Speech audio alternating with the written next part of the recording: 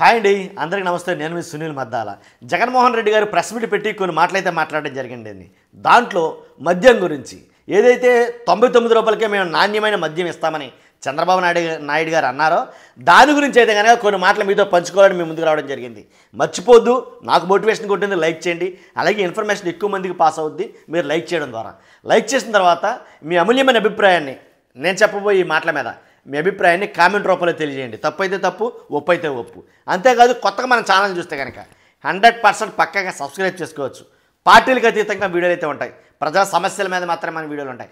కాబట్టి సబ్స్క్రైబ్ చేయండి, లైక్ చేయండి, కుదిరితే షేర్ చేయండి. విషయం ఏంటి, జగన్మోహన్ రెడ్డి గారు ఏం మాట్లాడారంటే కనుక ఏదైతే కూటమి ప్రభుత్వం ఎన్నికలకు ముందు ఒక వాగ్దానం చేశారో నాణ్యమైన మద్యం సరసమైన ధరలకే 99 రూపాయలకే మద్యాన్ని మేము ఇస్తాం అని చెప్పారు. అంటే ఆ మద్యం 99 రూపాయలకి ఇస్తామని అనగానే మద్యం ప్రియులందరూ వన్ సైడ్గా ఓట్లేశారన్న మాట మాత్రం వాస్తవమే. ఇది ఎవరో అవునన్నా కాదన్నా జగమెరిగిన సత్యం. కాబట్టి అలాంటి మద్యం విషయంలో జగన్మోహన్ రెడ్డి గారు ఫెయిల్ అయ్యారు అనే వాదన ఉంది. ఇది వాస్తవం ఏంటని నేను అడిగితే తమ్ముడు తనోడైనా ధర్మం చెప్పాలంటాను. కాబట్టి మద్యం విషయంలో కూడా జగన్మోహన్ రెడ్డి గారు ఫెయిల్ అయ్యారు. కాబట్టి అది క్యాష్ చేసుకోవడానికి కూటమి ప్రభుత్వం కొన్ని వాగ్దానాలు అయితే చేసింది. 99 రూపాయలకే మనం మద్యం నిఖార్సైన మద్యం ఇస్తామన్నారు. కాబట్టి మంచి మంచి బ్రాండ్లు పాత బ్రాండ్లే తీసుకొచ్చి ఇస్తాము అని అన్నారు. కాబట్టి పాత బ్రాండ్లు తీసుకొచ్చారా లేదా 99 రూపాయలకి ఇచ్చారా అని చూస్తే కనుక జరిగిందంతా మోసమే మద్యం విషయంలో అని అయితే కనుక చాలామంది మాట్లాడటం జరుగుతుంది. ఇప్పుడు ఎందుకంటే 99 రూపాయలు అన్నారు, ఎక్కడ 99 రూపాయలకి ఇవ్వట్లేదు, చాలా ఎక్కువ రేట్లు అమ్ముతున్నారు. కొన్ని చోట్ల ఒక్కొక్క చోట ఒక్కో రేటు చొప్పున అమ్ముతున్నారు, 125 రూపాయలు చొప్పున అమ్ముతున్నారు కొంతమంది అని అన్నారు. అసలు 99 రూపాయలు ఆ మద్యం అనేదే తప్పు. వేరే రాష్ట్రాలతో పోల్చుకుంటే మన రాష్ట్రంలోకి ఎక్కువ రేటు ఉంది అని అయితే కనుక జగన్మోహన్ రెడ్డి గారు అంటున్నారు. శ్రీలంకను కేరళ అనుకుంటా ఖచ్చితంగా అక్కడైతే కనుక 85 రూపాయలకి ఇస్తున్నారు అదే మద్యాన్ని అన్నారు. అలాగే ఏదైతే జగన్మోహన్ రెడ్డి గారు సొంత డెస్టిలరీలు జగన్మోహన్ రెడ్డి గారి అవి మద్యం తయారు చేసే డెస్టిలరీలు అది ఏదైతే ఇస్తుందో ఆ డెస్టిలరీలు ఎన్ని కూడాను జగన్మోహన్ రెడ్డి గారికి సంబంధించినయే అని అయితే కనుక భయంకరంగా స్ప్రెడ్ చేయడం, అలాగే క్యాంపెయినింగ్లో భాగంగా దాన్ని విస్తృతంగా వాడటం, ఎలక్షన్ ఎన్నికల ప్రచారంలో భాగంగా విస్తృతంగా వాడారు. ఆ మాట వాస్తవమే. వాడడం వల్లే ఖచ్చితంగా కూటమి అధికారంలోకి వచ్చిందని రాజకీయ పండితులు చెప్పిన మాట.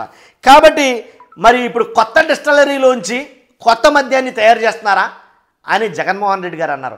కాదండి, జగన్మోహన్ రెడ్డి గారు ఎక్కడి నుంచి అయితే తీసుకొచ్చారో ఆ టైంలో ఏవైతే డిస్టిలరీలు వాడారో సేమ్ చంద్రబాబు నాయుడు గారి హయాంలో కూడా అవే డిస్టిలరీలు ఏం మార్చలా, అక్కడి నుంచే మద్యం ఉత్పత్తి అవుతుంది ఇప్పుడు కూడా. కాబట్టి ఏదైతే కొత్త బ్రాండ్లు అని కూటమి ప్రభుత్వ నాయకులు అని అన్నారో ఇప్పుడు కూడా అవే కొత్త బ్రాండ్ల పేర్లు కూడా చెప్పారు జగన్మోహన్ రెడ్డి గారు.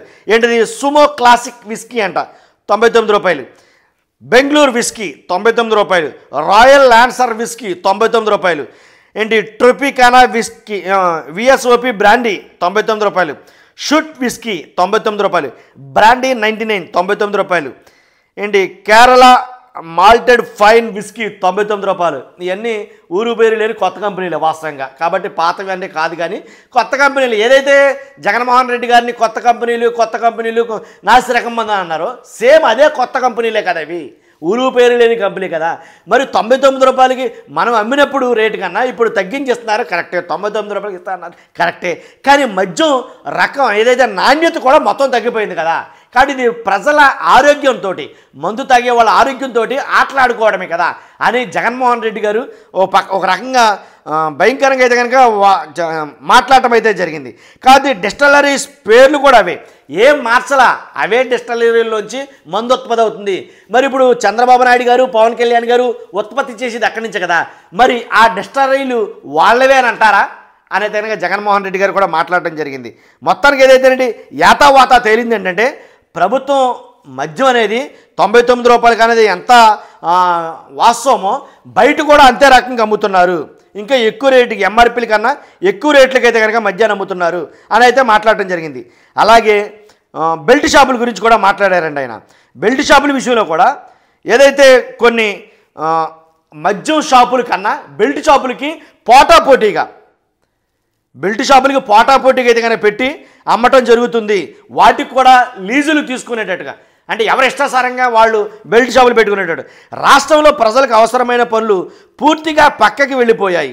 ఎక్కడ చూసినా మాఫియా ముఠాలు దోచుకుంటున్న పరిస్థితి. చంద్రబాబు అధికారంలోకి వస్తే నాణ్యమైన లిక్కర్ ఇస్తామన్నారు. మద్యం రేటు తగ్గిస్తానన్నారు. ఆశ్చర్యం ఏంటంటే గతంలో చంద్రబాబు హయాంలో అవే డిస్టిలరీలు, మా హయాంలో అవే డిస్టిలరీలు, ఇప్పుడు అవే డిస్టిలరీలు. నేను చెప్పింది అదే, జగన్మోహన్ రెడ్డి గారు కూడా చెప్తుంది అదే. కాబట్టి మద్యం ఆదాయంలో చీప్ లిక్కర్ నుంచే 85% వస్తుంది. చంద్రబాబు వచ్చిన తర్వాత చీప్ లిక్కర్లో నాణ్యత తగ్గించారు. ప్రజల ఆరోగ్యాన్ని నాశనం చేసే కార్యక్రమానికి శ్రీకారం చుట్టారు. కొత్త బ్రాండ్లను తీసుకొచ్చారు. ఎప్పుడు మనం వినని చూడని బ్రాండ్లు అవి. అంతేకాదు అన్ని చోట్ల బెల్ట్ షాపులను ప్రోత్సహిస్తున్నారు. ఒక్కో బెల్ట్ షాపునకు ఒక్కో గ్రామంలో పోటీ పెట్టి మరీ వేలం వేస్తున్నారు. 2 లక్షలకు పాడుకున్న వాటికే 2 లక్షలకు పాడుకుంటే మాత్రమే ఇస్తున్నారు. అలా మాఫియా రాజ్యం నడుస్తుంది. మద్యాన్ని ఎంఆర్పీకి అమ్ముకోవాలంటే పోటీ ఎందుకు? ఎమ్మెల్యేలు మనుషులను ఎందుకు కిడ్నాప్ చేయించాలి? ఎందుకు ఎవరిని పాడనవ్వకుండా చేయాలి? వేరే వాళ్లకు వచ్చిన షాపులు నడుపుకోలేని పరిస్థితికి ఎందుకు నెట్టాలి? ఇలాంటి కొన్ని ప్రశ్నలు అయితే వేరే వాళ్ళకు వచ్చిన షాపులు ఎందుకు ఇలాంటి పరిస్థితులు తీసుకొచ్చారు? వేరే వాళ్ళకు వచ్చిన షాపులు నడుపుకోలేని పరిస్థితికి ఎందుకు నెట్టేయాలి? ఎంఆర్పి ప్లస్ మాఫియాకు కమిషన్ రావాలని ఇదంతా చేస్తున్నారా? ఇసుక పరిస్థితి కూడా అంతే. హామీ ఇచ్చినట్లుగా ఎక్కడా ఉచితంగా ఇవ్వడం లేదు. ఇలా కొన్ని మాటలైతే మాట్లాడడం జరిగింది మద్యం గురించి. కానీ కాబట్టి అవే డిస్టిలరీలు, అదే మద్యం ఏంటి, అదే పద్ధతి, ఇంకా నాణ్యత తగ్గింది అని జగన్మోహన్ రెడ్డి గారు ఆరోపిస్తున్నారు. కాబట్టి మీ అభిప్రాయం ఏంటి వీటి మీద ఖచ్చితంగా కామెంట్ రూపంలో తెలియజేయండి. ఫస్ట్ లైక్ చేయండి, 100% ఈ విషయాన్ని షేర్ చేయండి. Thank you very much.